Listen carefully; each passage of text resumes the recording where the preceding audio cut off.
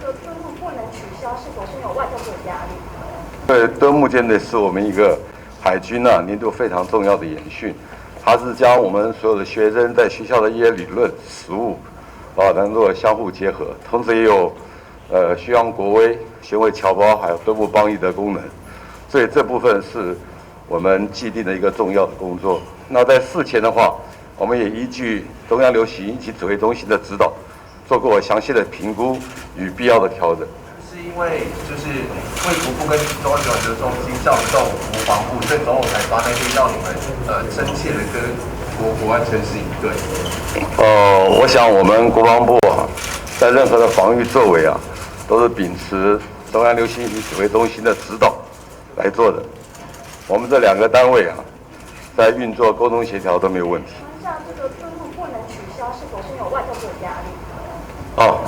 敦睦不能取消，我这边要说明，因为敦睦舰队是我们一个海军年度非常重要的演训，它是将我们所有的学生在学校的一些理论、实务能够相互结合，同时也有宣扬国威、宣慰侨胞，还有敦睦邦谊的功能，所以这部分是我们既定的一个重要的工作。那在事前的话，我们也依据中央流行疫情指挥中心的指导，做过详细的评估与必要的调整。就是外交部有坚持说要国防部的一定要去。没有这个事情。因为汉光都可以演，为什么不说不能？当初我们是依据中央流行疫情指挥中心的指导，我们当初在去的时候，我们就有做评估，也预定了，我们去的地方只要那个国家有一个确诊，这个国家我们就不停泊。但然后另外我们在随舰上面的执行任务的官兵只要有疑似流行的话，我们就会终止任务。现在敦睦在帛琉现在已经造成确诊，可是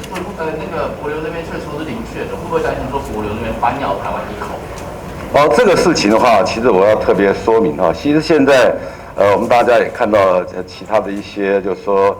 资料，其实我们也在协助帛琉在做一些所谓是否有确诊的一些筛检。但是呢，在昨天的中央流行疫情指挥中心已经特别声明了，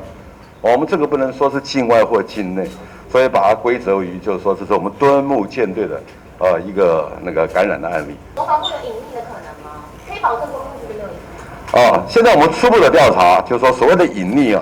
这个大家是很难做精准的判断，因为所谓的医师他还有专业判断。但这些事情，中央流行疫情指挥中心他们已经成立了调查编组，国防部也成立一个专责编组，会配合中央流行疫情指挥中心后续的调查工作。好。